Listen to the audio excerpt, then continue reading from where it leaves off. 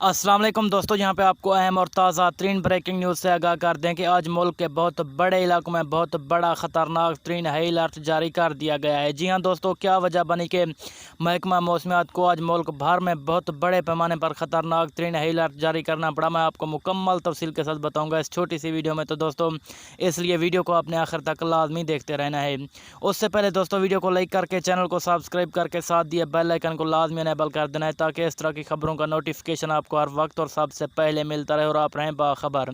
जी हाँ दोस्तों, आज महकमा मौसमियात में इन इलाकों में बहुत बड़े पैमाने पर हाई अलर्ट किया है और उन्होंने कहा है कि इन इलाकों में बहुत बड़े पैमाने पर बारिश आने की तवक्को है और वो उस बारिश से नुकसान भी हो सकता है।